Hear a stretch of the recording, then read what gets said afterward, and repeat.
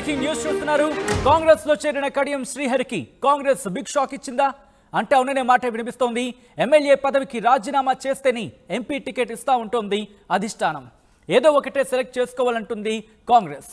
అవును, తన కూతురు కావ్యకి టికెట్ ఇవ్వాలని చెప్పి కోరుతున్నారు శ్రీహరిని బరిలోకి దింపాలని కాంగ్రెస్ హైకమాండ్ ప్లాన్ చేస్తోంది.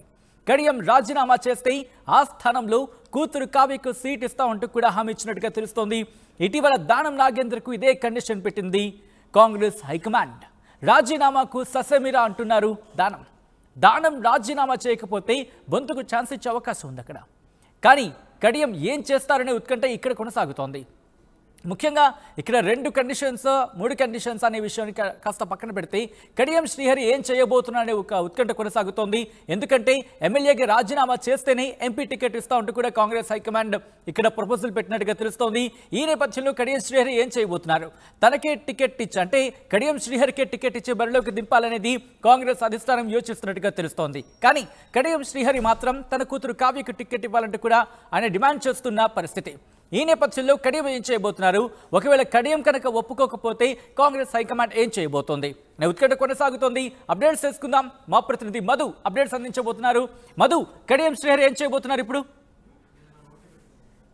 ఎగ్జాక్ట్లీ కడియం ముందు కాంగ్రెస్ ప్రతిపాదన, ఎందుకంటే జాయినింగ్ వరకు ఓకే, పార్టీలోకి వచ్చేంత వరకు ఓకే, తర్వాత ఒక్కొక్కరికి కండిషన్లు పెడతా ఉంది కాంగ్రెస్ పార్టీ. ప్రస్తుతం కడియం శ్రీహరి కూడా అదే కండిషన్ ఇంప్లిమెంట్ చేసేలా కాంగ్రెస్ పార్టీ అధిష్టానం ఆలోచిస్తున్నట్టుగా తెలుస్తా ఉంది. ఎందుకంటే ఉమ్మడి వరంగల్ జిల్లాలో ప్రభావమైనటువంటి ఇప్పుడు వరంగల్ ఎంపీ సీటును చేజిక్కించుకోవాలి కాంగ్రెస్ పార్టీ అంటే కాస్త కీలకంగా అడుగులు వేయాల్సినటువంటి అవసరం ఉంది. దానికోసం కడియం శ్రీహరిని బరిలో దింపితే బాగుంటుంది అనేటువంటిది కాంగ్రెస్ పార్టీ ఆలోచిస్తున్నట్టుగా తెలుస్తా ఉంది. కానీ 2 రోజుల క్రితం కడియం శ్రీహరి ఏం మాట్లాడారు మనం ఒకసారి గుర్తు చేసుకుంటే, ఓడిపోయే పార్టీ నుంచి నా కూతురి మొదటి పోటీ వద్దనుకుంటున్నాను అంటూ ఆయన బీఆర్ఎస్ పైన పరోక్షంగా మాట్లాడారు స్పష్టంగా. సో అందులో భాగంగానే కాంగ్రెస్ పార్టీ నుంచి పోటీ చేద్దాం అనుకుంటున్నాను, నేను కాంగ్రెస్ పార్టీ నేతల దగ్గరికి వెళ్ళలేదు, కాంగ్రెస్ పార్టీ నేతలు మా ఇంటికి వచ్చారు అంటూ కూడా స్టేట్మెంట్ చేశారు. సో ఈ నేపథ్యంలో కాంగ్రెస్ పార్టీ గెలిపే ముఖ్యంగా ఆలోచిస్తా ఉంది. సౌత్ ఇండియాలో ఎక్కువ స్థానాలు సంపాదించాలంటే అటు కర్ణాటక ఇటు తెలంగాణలో ఖచ్చితంగా పార్టీ అధిష్టానం చెప్పినట్టు సర్వే ప్రకారం ఎవరికి పాజిటివిటీ ఉంటుంది, ఎవరు గెలిచే అవకాశం ఉంటుంది, దాని ప్రకారం వెళ్లే అవకాశం ఉంది. సో దాంట్లో భాగంగా కడియం ముందు కొత్త ప్రతిపాదన కాంగ్రెస్ పెట్టింది.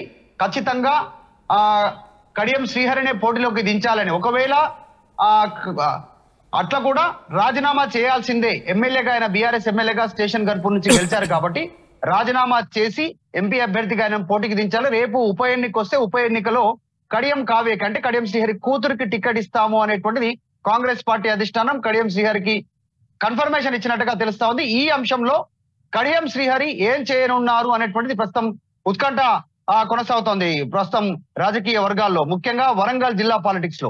ఎందుకు అంటే కడియం శ్రీహరి కోసం బీఆర్ఎస్ పార్టీ దాదాపు ఒక 1/2 డజన్ మంది బీఆర్ఎస్ పార్టీ నాయకుల్ని, మొదటి శ్రేణి నాయకుల్ని, 2వ శ్రేణి నాయకుల్ని కోల్పోవాల్సి వచ్చింది కడియం శ్రీహరి కోసం. మొట్టమొదటిగా రాజయ్యను పక్కన పెట్టి, డిప్యూటీ సీఎం గా ఉన్న రాజయ్యను పక్కన పెట్టి కడియం శ్రీహరికి ఎంపీ టికెట్ ఇచ్చి గెలిచి ఉన్నారు. ఆ టైంలో 2014వ సంవత్సరంలోనే రాజీనామా చేపించి అక్కడ బై ఎలక్షన్ లో పసునూరు దయాకర్ అక్కడ బై ఎలక్షన్ లో నిలబెట్టి మరొకసారి ఎంపీని గెలిపించుకోవడం జరిగింది. తర్వాత కడియం శ్రీహరికి ఎమ్మెల్సీ ఇచ్చి డిప్యూటీ సీఎం ఇచ్చారు. తర్వాత మొన్న జరిగిన ఎన్నికల్లో నాకు స్టేషన్ కన్పూర్ ఎమ్మెల్యే టికెట్ కావాలంటే రాజయ్యను పూర్తిగా పక్కన పెట్టి మళ్ళీ కడియం శ్రీహరికి ఎమ్మెల్యే టికెట్ ఇచ్చారు. మళ్ళీ ఇప్పుడు కూతురికి ఎంపీ టికెట్ కావాలంటే పసునూరు దయాకర్ ని, ఆరూరి రమేష్ ని, తర్వాత రాజయ్యను పక్కన పెట్టి, రాజయ్య కూడా మొన్న టికెట్ ఇవ్వకపోవడంతో ఎంపీ టికెట్ ఇస్తామని హామీ ఇచ్చారు గతంలో బీఆర్ఎస్ పార్టీ నేతలు. ఆయనను కూడా పక్కన పెట్టి ఇంకా క్షేత్రస్థాయిలో కొంతమంది 2వ శ్రేణి నాయకులను కూడా పక్కన పెట్టి కడియం శ్రీహరి కూతురుకి ఎంపీ టికెట్ అనౌన్స్మెంట్ చేసిన తర్వాత కూతురు కడియం శ్రీహరి కూతురు కావ్య తీవ్రమైనటువంటి ఆరోపణలు చేస్తూ అసలు రీజన్ లేకుండా పార్టీ పైన ఆరోపణలు చేస్తూ బయటికి వెళ్ళిపోయారు అనేటువంటిది బీఆర్ఎస్ పార్టీ నేతలు బహిరంగంగానే విమర్శిస్తా ఉన్నారు. చాలా వ్యూహాత్మకంగా కాంగ్రెస్ పార్టీ నేతలతో ముందే కుమ్మక్కై ఆరు రమేష్, పసునూరు దయాకర్, రాజయ్య వీళ్ళందరూ పార్టీ నుంచి వెళ్ళిపోయేలా కడియం శ్రీహరి కుట్ర చేశారు. టికెట్ తీసుకొని చివరాఖర్లో నిరాకరించి బీఆర్ఎస్ టికెట్ నిరాకరించి కాంగ్రెస్ నుంచి పోటీ చేయాలనేటువంటిది కడియం శ్రీహరి కుట్ర ఇది అనేటువంటిది వీళ్ళంతా ఆరోపిస్తా ఉన్నారు బీఆర్ఎస్ పార్టీ నేతలు డైరెక్ట్ గా స్టేట్ గా. సో ఆయన పైన కూడా అనర్హత వేటు వేయాలనేటువంటి స్పీకర్ కలవనున్నారు. హైకోర్టులో కూడా మరొక పిల్ దాఖలు చేయనున్నారు. అనర్హత వేటు వేయాలనేటువంటిది సో ఇదంతా ఫ్యూచర్ లో మైనస్ అయ్యే అవకాశం ఉంది. ప్లస్ కంటే కాంగ్రెస్ పార్టీకి మైనస్ అవుతుంది వచ్చే పార్లమెంట్ ఎన్నికలు అనేటువంటిది అధిష్టానం భావించడంతో మీరే పోటీలో ఉండండి, రాజీనామా చేయండి, అక్కడ నుంచి బై ఎలక్షన్ వస్తే మీ కూతురికి టికెట్ ఇస్తాం, అప్పుడు గెలిపించుకోండి అనేటువంటిది. కనుక మధు ఈయన ఎక్కడ కూడా అంటే రాజీనామా చేసే ఆ దిశగా ఆయన ఆలోచన లేదు అనే మాట వినిపిస్తోంది. తనకు బదులు తన కూతురు కావ్యకి టికెట్ ఇవ్వమని చెప్పి ఆయన పట్టుబడుతున్నారు. ఇటు కాంగ్రెస్ ఏమో ఆయన్నే బరిలోకి దిగాలని చెప్పి పట్టు మీద ఉండేట్టుగా తెలుస్తోంది. సో దీనికి సంబంధించి ఎవరు మంతనాలు జరుపుతున్నారు, ఎప్పటిలోపు దీనికి సంబంధించి పూర్తి స్థాయిలో క్లారిటీ వచ్చే అవకాశం ఉంది? ఎగ్జాక్ట్లీ కడియం శ్రీహరికి ఇది ఒక భిక్షాకనే చెప్పుకోవచ్చు. నిజంగా ఆయన సందిగ్ధంలో పడిపోయేటువంటి అంశమే. అసలు ఆయన పోటీలో ఉండాలనేటువంటి ఆలోచనను కడియం శ్రీహరి చేయట్లేదు. కూతుర్ని రాజకీయ ఆరంగేట్రం చేయించాలనేటువంటి ఆలోచన. సో మొట్టమొదటిసారిగా ఎంపీగా పంపాలనేటువంటి ఆలోచన చేస్తా ఉన్నారు.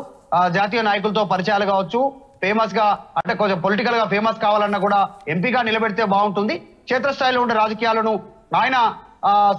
ఆయన సంలాయించేటువంటి అవకాశం ఉంటుంది అనేటువంటిది ఆయన ఆలోచన. కానీ కాంగ్రెస్ పార్టీ ఆలోచన వేరుగా ఉంది. గెలవడమే ఇంపార్టెంట్, ఎంపీ సీటు చాలా కీలకంగా భావిస్తా ఉంది. ఎందుకంటే సచిన్ రీసెంట్ గా జరిగినటువంటి కొన్ని సమావేశాల్లో డైరెక్ట్ గా రాష్ట్ర ముఖ్యమంత్రి రేవంత్ రెడ్డి చేస్తా ఉన్నటువంటి వ్యాఖ్యలు 14 సీట్లు, మొత్తం 17 పార్లమెంటు నియోజకవర్గాల్లో తెలంగాణలో 14 సీట్లు కాంగ్రెస్ పార్టీ సాధించుకోవాలనేటువంటిది. దానికోసం కాంగ్రెస్ పార్టీ ఇందాకైనా పోవడానికి సిద్ధంగా ఉందంటూ ఆయన చెప్పారు. ఎందుకంటే ఏఐసిసి నుంచి వచ్చినటువంటి సూచనలు ఈయన యాజ్ ఇట్ ఈస్ గా ఇంప్లిమెంట్ చేయడానికి రేవంత్ రెడ్డి సిద్ధమవుతున్నారు. ఇది ఒక బిగ్ టాస్క్ కాంగ్రెస్ పార్టీకి, రేవంత్ రెడ్డికి.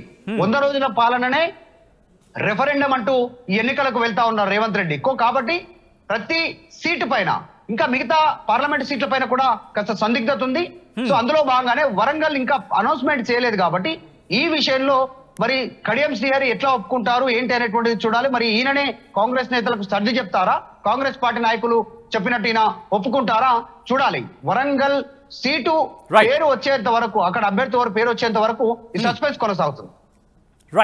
Right Madhu, thanks for update. So మొత్తంగా అయితే మాత్రం ఒక ఇంట్రెస్టింగ్ కథనం కింద చెప్పుకోవాలి. ఎందుకంటే కనుక కాంగ్రెస్ లో చేరిన తర్వాత కడియం శ్రీహరికి దాదాపుగా కడియం కావ్యకి టికెట్ దక్కుతుందనే ప్రచారం చాలా బలంగా విస్తృతంగా జరిగింది. కానీ ఇప్పుడు శ్రీహరికి కాంగ్రెస్ బిగ్ షాక్ ఇచ్చిందంటే కనుక దాదాపు అవుననే ప్రచారమే జోరెందుకుంది.